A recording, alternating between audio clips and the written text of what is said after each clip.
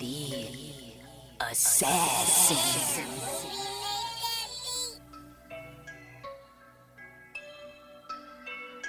You know I break necks, call me Jack Tate. I have no regrets while your life is fading. I'm a crazy fuck equivalent to Satan. When I'm behind the mic, I feel like the greatest. You know I break necks, call me Jack Tate. I have no regrets while your life is fading. I'm a crazy fuck equivalent to Satan. When I'm behind the mic, I feel like the greatest. What up, y'all? You're listening to Sports Talk with Tropp, and I'm your host, Katie Tropp. Well, we had some really awesome games yesterday. Just another great day of football. I mean, multiple teams were down double digits and actually had huge comeback wins. So that's what kind of a day it was yesterday. Or there were also just major ass kickings on other sides. So let's get started in London. First London game of the year between the Minnesota Vikings and the Cleveland Browns.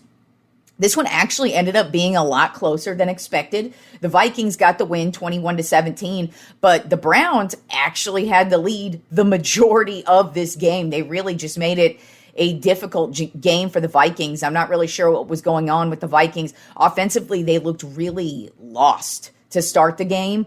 Then the second half, they started to plug away, but it just was a very, very odd game from them. And, Carson Wentz, he did not look like he was really comfortable at all. He actually almost got injured and had to leave the game at one point. So they were almost stuck with their third string quarterback, but that actually did not happen. He completed the game. But like I said, the Vikings got the win 21-17. But the Browns actually shockingly made it close. Their defense is just something else. It just sucks for them because their offense is just such garbage. But even so, they were able to make it a pretty good game, but the Vikings walked away with the win in London. Then we had the Dallas Cowboys at the New York Jets, and Jesus motherfucking Christ, Dak Prescott is just continuing his reign of terror. 4 touchdowns again yesterday. What I'm loving about this season for Dak is these last 2 games, we haven't even had CD Lamb, and he's just finding everybody. He is distributing the ball to everybody. And then Williams, Jesus Christ, Javonte Williams has been such an amazing addition to this team. It has been so much fun to watch them actually have a ground attack, and this is what looks so good about this offense. Javonte Williams, 135 yards on the ground and a touchdown. Just a fantastic overall game from the Cowboys, just in every phase of the game for the most part. As a matter of fact, the only guy who had a bad game yesterday basically was Brandon Aubrey. He had a shitty kickoff that went out of bounds. And then he missed an extra point. So sorry, we got to cut Aubrey now because he missed those fucked up on 2 plays yesterday. So, but other than that, man, Cowboys looked pretty solid on offense. Actually had a good day on defense too. They had a bunch of sacks. They had a couple of turnovers. Really just made it a very difficult day for Justin Fields.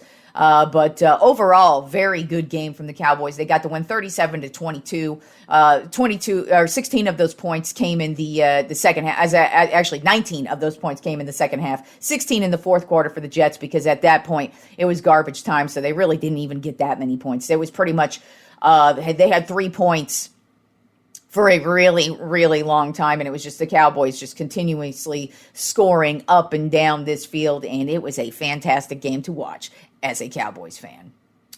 Also, once again, got to say, all you dumb Cowboys fans before the season started, how you feeling about Brian Schottenheimer as our coach now, huh? How you feeling about Brian Schottenheimer as our coach? Looking pretty goddamn good as a play caller, especially. I'm loving me some Brian Schottenheimer this season. Loving me some Brian Schottenheimer. And unlike y'all, I was happy to give him a chance before anything happened. So all you crybabies who went off and needed to dump your diapers all off season, crying about, oh, we didn't get no Bill Belichick. How's that shit going? Bill Belichick is getting his ass beat as the North Carolina head coach. They got smashed again over the weekend. But Brian Schottenheimer looking like a pretty solid coach right now for the Cowboys. Then we had the Las Vegas Raiders at the Indianapolis Colts, and the Raiders suck. But the Colts look pretty goddamn good. They got the win 40-6. It was all Colts all day. As a matter of fact, they scored 20 points in the second quarter and 20 points in the third quarter, and it was just all Colts all day. There was no point in time where the Raiders look good. I mean, Geno Smith is just throwing interceptions like no other this season. He threw a couple more yesterday, and I don't know, man. This Raiders team does not look like they have any positive things to say. I mean, there's nothing good going on with this team. So, but the Colts, on the other hand, their defense looks good. Their offense looks good. Jonathan Taylor, told you, dude, he's anytime that guy is healthy, he's going to have a great season. And the Colts continue to surprise the entire league. Then we had the New York Giants at the New Orleans Saints, and this was a weird-ass game. Because the Giants came right out the gate, and it looked like they were going to dominate this game, but then the second half turned on, and the Saints were like, nope, sorry, this is our game. And they were just starting to cause all the turnovers. Jackson Dart, very, very loosey-goosey with the football there at a few plays. He fumbled the ball. Scadaboo fumbled the ball. It was just not – it was a terrible game from the Giants. Very, very, very sloppy-ass, typical game from the Giants. Saints, on the other hand, though, man, they had a fumble for a touchdown.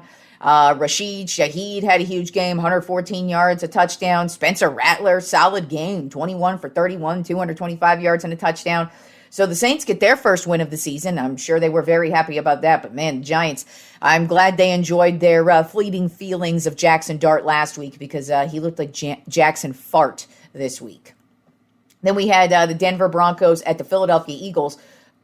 Huge surprise win for the Broncos in this one. I mean, this was another one where it looked like the Eagles were pretty much handling their business throughout this one. They weren't scoring a lot of points. You know, they were doing their typical boring offense, just moving along, scoring here and there. But then all of a sudden, the Broncos turned it on. They started to get it going defensively. And then in the fourth quarter, they scored 18 points and ended up winning the game 21-17. And the Eagles had a shot, still had a shot in the end. I mean, they're always in it, regardless. But, you could just kind of hear the discontent with A.J. Brown just getting louder and louder with Jalen Hurts. Speaking of Hurts, even though it was a loss, he still actually had a very good day. 23 for 38, 280 yards, 2 touchdowns. Devontae Smith, 114 yards. J.K. Dobbins on the ground for Denver, big day, 79 yards and a touchdown. But just a really solid overall performance. This Broncos defense, I'm telling you, very, very sneaky good defense from the Broncos. That's why they stay in these games. Their offense has some work. They're not as buttoned up as the defense, but the defense is very stout and keeps them in games. And that's why they got this win yesterday, because it kept them in the game. Then their offense just did what they needed to do. And they got a big win over this Philadelphia Eagles team. It would be nice to think, because I hate the Eagles, so I would love to see them go on some major losing streak here. But I wouldn't be surprised if they just, they look exactly like they did last year. They look exactly like last year. Everything about this team is very similar, and this is probably just going to be one of maybe their 2 losses on the season. But I'm hoping it's the cat out of the bag. It just starts just a ball rolling down the hill where it's just like they just fall apart. It would be nice to see them do that, but I kind of have a feeling it's more just one game, one loss, and they just let it get away from them. Then we had the Miami Dolphins at the Carolina Panthers, another game in which we had another major comeback. Dolphins looked like they were just going to dominate this one all the way up until the second half. And the Panthers actually started to put it together. I mean, they looked like garbage to start the first half. They had turnovers galore. It just was not getting going. But finally, they were able to put it together, especially in the fourth quarter. They just were chugging along, just keeping it in defensively, and really, really able to get it going. Rico Dowdle had a huge game on the ground, 206 yards and a touchdown. So he had a huge day. But Tua Tagovailoa on the opposite side also had a big day, 27 for 36, 256 yards and 3 touchdowns. But the Panthers held on. They got the win 27-24. This is kind of how I thought the Panthers were going to be all season long. I felt like they were going to be in the majority of the games. I felt like they were going to push good teams to the brink, but probably lose those games. Push shitty teams to the brink, and then either A, lose those games close, or just get the win, and that's what happened in this one. They just got the win. That, like I said, that was a big game by Dowdle, 206 yards. It was actually a career day for him. So just a nice, solid win for the Panthers and another big loss for the Dolphins. Then we had the Houston Texans at the Baltimore Ravens, and talk about an ass kicking. The Houston Texans kicked the crap out of the Ravens, 44-10. Now, the Ravens did not have like the majority of their team playing yesterday, including Lamar Jackson at quarterback. He did not play yesterday, but I don't think it mattered if any of those starters would have played yesterday because they looked so bad in every way on offense, on defense. I mean, I don't even think the Ravens play defense this season. Even before all these injuries, they have looked terrible on the defensive side of the ball, which is just so weird because the Ravens have just notoriously been known for being one of the best defenses in the league, and they are just trash on the defensive side of the ball, especially with the final score here being the Texans getting the win 44-10. CJ Stroud had his best game of the season, 23 for 27, 244 yards, and 4 touchdowns. Nick Chubb on the ground, huge day for him, 61 yards and a touchdown. That was the best day on the ground for the Texans. That was the best thing they could ask for. It was really what they needed, but I mean, just whoa. Total obliteration of the Ravens. And they start the season off 1-4, so that's I told you, this division of theirs, it's not like the most difficult division, but right now the Steelers got a really nice lead over them. The Browns, they play hard. They play hard on the defensive side of the ball, so they could take it to the Ravens. Even though the Bengals are trash, you never know. But this Ravens team not looking good at all, and the Texans, their defense really took it to them as well on the offensive side of the ball. But I really didn't expect much offense yesterday with no Lamar Jackson at the quarterback position. Then another crazy close game between the Tennessee Titans and the Arizona Cardinals saw one of the most insane plays I've ever seen in my life so the Titans, Cam Ward, throws an interception. It's in the red zone. The Cardinals defender has the interception, but he fumbles the ball. When he fumbles the ball, it gets kicked into the end zone, and the Titans jump on it and are able to get the touchdown to get within, I believe, 2 points, 1 or 2 points. They're closing in on this game, and because the Cardinals pretty much, I mean, they came right out the gate, had a 14-3 lead. And it was pretty much all Cardinals all day. And then all of a sudden in the fourth quarter, the Titans turned it on, got that turnover touchdown turnover. And then they were able to get into field goal range and walk it off and get the win 22-21. So the Titans got their first win of the season. Cam Ward, 21 for 39, 265 yards. Big play, though, that really cost the Cardinals in this one. Their third string running back, DeMarco, He was running. He was doing this dumb thing that a few players have done over the years, and that is drop the ball and celebrate before you get into the end zone. Literally, an inch before dude walks into the end zone, he drops the ball in celebration. And the Titans jump on it and get the turnover. It's just so crazy to see this continuously still happen. Every single season, one dude does it. Every single season, and you're just like, get in the end zone and then celebrate. Don't do it before you cross that line. And don't even wait to just get as far as you can in that end zone and then celebrate it. It's just so whack. But that was obviously probably one of the biggest game-changing plays, because had they had that touchdown, things would have been much different in this game. Craziest game of the day goes to the Tampa Bay Buccaneers at the Seattle Seahawks. Holy motherfucking shit. You want to see some great quarterback play? Freaking Baker Mayfield and Sam Darnold just traded barb for barb yesterday. It was like, boop, touchdown. And then Baker come out and be like, sorry, bitch, touchdown. And then Darnold would come out and be like, nah, sorry, bitch, touchdown. And then Baker would come back out, nah, sorry, bitch, touchdown. And that's just what it was all day long between these two teams. It was just boom, boom, boom, boom, back and forth. But bake. It's all about bake, motherfucking Mayfield. Dude did it again. Every single game this season, the Buccaneers have had to have some type of comeback drive in them. Now, they failed last week, but Not this time. So they're 4-1 on the season. They got the win, 38-35. But Bake drove them down the field, got the game-winning score yet again, set them up in field goal position, got the game-winning field goal to walk it off. But it is just nuts. The Buccaneers have been in every single game this season. And like I said, they've had to make a comeback in every single game this season. And only one, which was last week, was the one that they failed in. So great season from the Buccaneers and Baker Mayfield so far. 29 for 33, 379 yards and 2 touchdowns for Baker yesterday. And their rookie receiver, Egbuka, filling in real nice for Mike Evans, 163 yards and a touchdown. Just imagine they get Mike Evans back. So they're going to have Mike Evans, Chris Godwin, and Egbuka. Then they also have Rashad White and Bucky Irving in the backfield.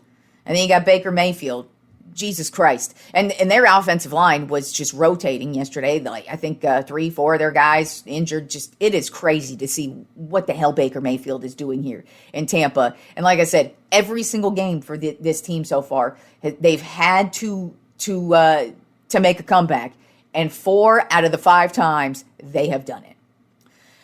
Then another ass kicking, the Detroit Lions at the Cincinnati Bengals. If y'all really thought the Detroit Lions were not going to have a good season this year, you were stupid. If you were judging them off of that first game of the season, dumb. Because no, this team is going to light up everybody unless you are magically able to stop them, which you're not, and the Bengals were not able to do that. And final score, 37-24. 21 of those points came in the fourth quarter, so garbage time for the Bengals. So it was all Lions all day. Jared Goff, 19 for 23, 258 yards, 3 touchdowns. That's what you call an extremely efficient day. It was all about David Montgomery, though, yesterday. 65 yards and a touchdown on the ground. He also had a passing touchdown as well. And then defensively, Detroit is just getting stronger each and every week on the defensive side of the ball. I will say the Bengals, they did find some offense, and you just got to go to Jamar Chase. He had 110 yards and 2 touchdowns. So just go to Jamar Chase, man. I kind of feel like that's going to work out for you, but just another bad loss for the Bengals. Big win for the Lions, who just keep getting better. I mean, they just, as the season wears on, they're getting stronger and stronger and becoming more and more suffocating on both the offensive and defensive side of the ball. Then we had the Washington Commanders at the Los Angeles Chargers, and this was a weird game. It started out where it was like 10-0 Chargers, and it looked like it was going to be all Chargers all day, and then after that, it was all Commanders all day. Their defense causing turnovers. Daniels was back at quarterback, 15 for 26, 231 yards and a touchdown, so good day for him. Their running back... got 3 names. Can't remember those 3 names, but their running back had a huge day, 111 yards and 2 touchdowns. Deebo Samuel, 96 yards and a touchdown. Just a very efficient day from this Washington Commanders offense. And then, like I said, defensively, they were causing not just turnovers, but game-changing turnovers in the red zone and just at perfect times when they needed it. And the Commanders got the win, 27-10. And then our Sunday Night Football matchup, another weird matchup between the New England Patriots at the Buffalo Bills. The Patriots got the walk-off win 23-20. It was so weird because the Bills walk right out the gate and get a turnover. The Bills cause a turnover. The Patriots cause a turnover on the Bills.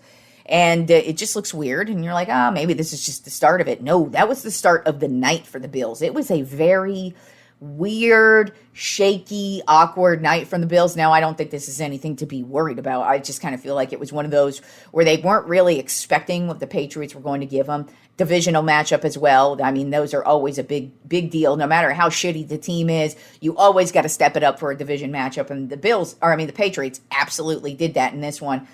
Drake May, solid day, 22 for 30, 273 yards. And Stephon Diggs, he used to play for the Bills. Now he's with New England. He had 146 yards on the night.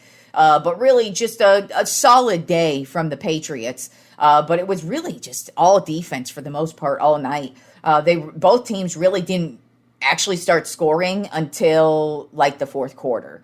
It was going into halftime. It was 6-3 Patriots. That's what kind of a game it was. So it was just a weird game from the Bills. I just think it was kind of one of those wake up call games from the Bills where they weren't really expecting what the Patriots were going to bring them, and the Patriots really smacked them in the mouth and were able to walk away with the win in this one.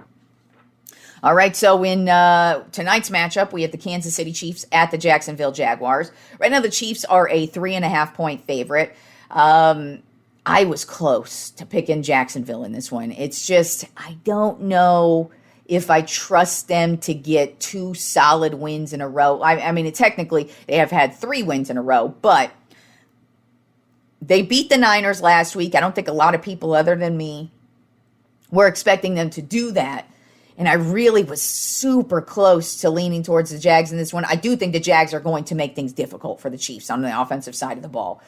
But I just don't know. They've got to prove it to me. And so this is a prove it game for the Jags. They are at home. Kansas City does not look like a good team at all this year. Yeah, they were able to get their win last week. But so what? They don't look good on the offensive side of the ball. Their ground attack is not a ground attack. They have no running game at all. So if the Jaguars defensively are able to take care of business, they can set their offense up in good field position. But here's the thing. Kansas City Chiefs also have a really good defense. And they're starting to get better with each and every game. And so if we're going to go with the team that, even though the defense is there and setting them up in good field position, I think the Chiefs defense is going to do the same thing for them. And if I'm just taking the team that usually wins in those type of matchups, just if it's close, slim margin of error and just taking advantage of everything, I'm leaning Chiefs because they've done it before. They are the more experienced team, even though I feel like Jacksonville could do it. They absolutely could do it. If their defense just takes advantage of what they can tonight, they should have a solid game, but I think both defenses are going to have a solid game. I actually think it's going to be a sloppy game from both teams offensively. There's apparently supposed to be some rain tonight as well, which sometimes fucks some shit up for the offense. So I wouldn't be shocked if it's more of a running night. Now, if that's how it is, Jacksonville actually has the edge, but I'm still leaning more towards Kansas City simply because I trust them more in this position. And I've got the Kansas City Chiefs winning a close one, 21-20.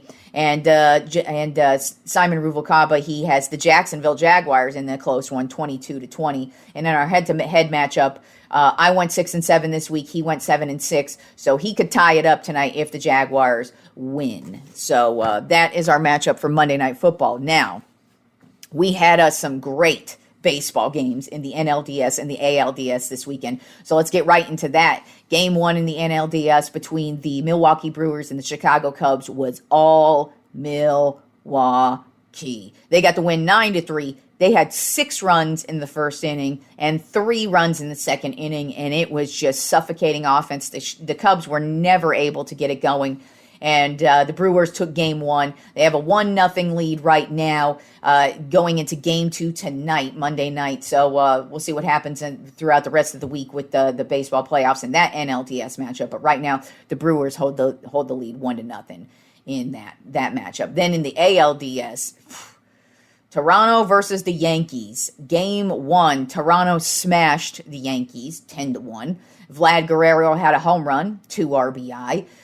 Their catcher, Kirk, had 2 home runs in this one. Then in game 2, they got the win 13-7 over the Yankees. Vlad Guerrero had a grand slam. And not only did he have a grand slam, but it was about the most grand slam you could ever have in your life. Bases are loaded, and I mean, this dude crushes the ball. The second he hits this ball, it is one of those where you're like, you just know. When I'm watching a game like this, as soon as I see somebody hit the ball like this, the words out of my mouth are gone. That's all I ever say, gone. And as soon as I saw this hit, I was like, gone. And already at this point, the Blue Jays were up. I can't remember. I think it was 9-3. Or they were up big already on the Yankees at this point. And he just crushes it. He obliterates it. He just tosses his bat and just runs around. But I kid you not, just the most grand slam of all time from Vlad Guerrero. Varsho had 2 home runs in this game as well.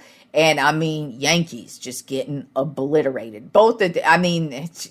Their pitchers are getting blown up in this one. So it's just not a good one from the Yankees so far. But the next 2 will be in New York, so we'll see what happens there. But Game 3 is Tuesday night in New York, so they definitely got to step it up or else they are done in this one. Then in the NLDS between the Los Angeles Dodgers and the Philadelphia Phillies, the Dodgers took Game 1 5-3. It was actually, Phillies came out right out the gate. Nice, solid lead. It's 3-0, and then all of a sudden the Dodgers do what they do. They get guys on base. Teoscar Hernandez walks up, and it's, I believe, 3-2 at this point. Dodgers are starting to catch up, and boom. He does the same thing where he hits a home run, and I just looked at the screen, and I'm like, gone. And it was gone. He had a home run. He had 3 RBI. Dodgers took the lead 5-3 and never looked back in that game. So they have a 1-0 lead right now on that series. Game 2 is tonight in Philadelphia. So we'll see if Philly's able to bounce back from that one. But, I mean, that's how I expected this series to go, where I felt like neither team's going to have any issues scoring on the offensive side of the ball. Their pitchers, because, I mean, real talk, God, who was pitching? Was it Sanchez? Chris Sanchez, I believe, was pitching for the Phillies. And he was pitching a gem. He was pitching a gem. Ohtani was also pitching in this one. He was pitching great as well. He got blown up to begin with, but then once he got blown up, he was just wheeling and dealing the rest of the game. But I mean, that's what I kind of felt like in this game. It's a slim margin of error, and whoever's just able to take advantage of in this series is going to get the win. But we'll see what happens in Philadelphia in Game 2. Then the ALDS between Detroit and Seattle has been crazy. Game 1, Detroit walked off this one in 11. They won 11 innings, and they got the win 3-2. McKinstry had the game-winning single in that one. And it was just a battle. Just a straight-up battle all the way to the bitter end. But same with Game 2. Straight-up battle. It just was... Skubal got blown up, though, in Game 2. The Mariners got the win 3-2. Julio Rodriguez had a double in the 8th inning to basically take the lead in that one. Polanco had 2 home runs as well. And, just a battle in this series. And Game 3 tied. We are headed into Game 3 tied, and that will be on Tuesday night in Detroit. So it is pretty close, actually, so far, except for that Yankees game so far, but I mean, our Yankees series so far, but I mean, they are still the Yankees, and we'll see if they're able to pull it through. But we've got some great matchups right now in baseball, and we'll see what happens for the rest of the way with these divisional series and see where we're at on Wednesday. All right, y'all, enjoy the rest of the week of sports, and I will talk to you fools on Wednesday.